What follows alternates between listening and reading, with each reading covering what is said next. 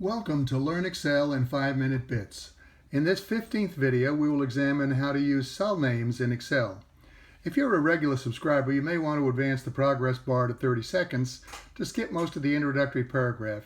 Future videos will explore additional tasks, including more formulas and functions, as well as many other tasks. Our ultimate goal is to make Excel easy to use and help you become a pro at using Excel. If you are a subscriber, we appreciate your loyalty. If not, we hope you will subscribe using the subscribe button. Subscribing is free. I have opened a spreadsheet that has 3 sections. They look much the same, but one is labeled budget, the second one is labeled actual, and the third one is labeled difference. We can apply a name to each of these sections. First, let's be sure we're on the merged cells that contain the word budget.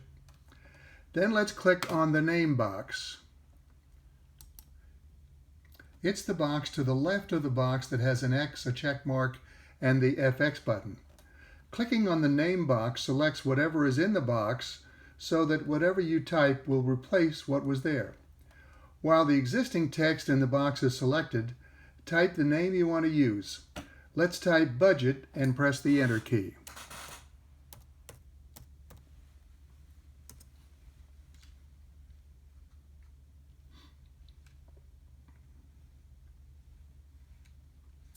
Then let's scroll over to see the actual section to the right.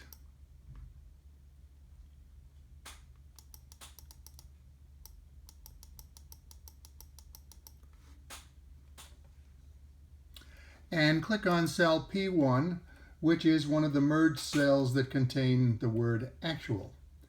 Then click on the name box and type the name you want. Let's type actual.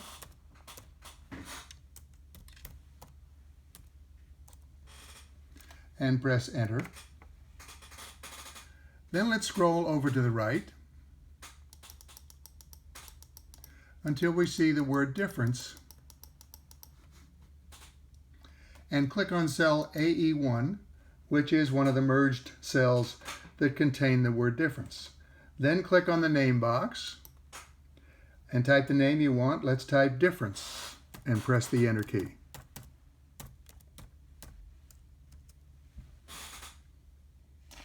Each of these sections has now had a name applied to it, and we can use these names to go to each section. To try that out, let's go to the budget section.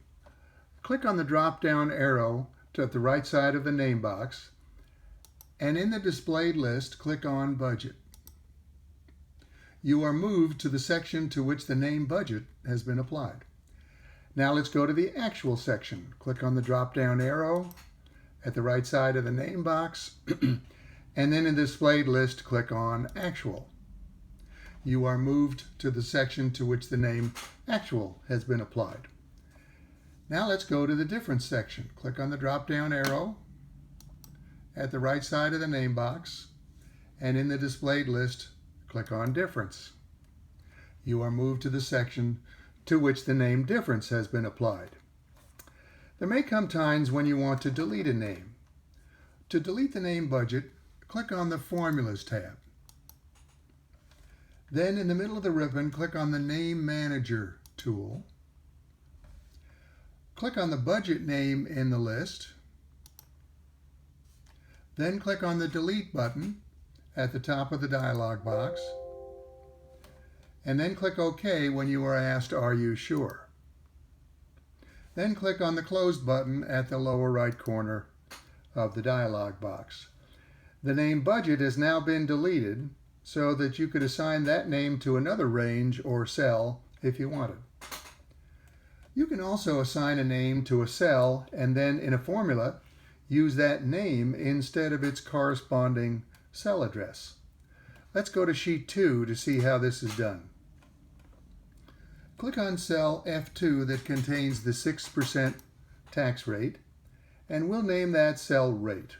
Click on the name box, type Rate,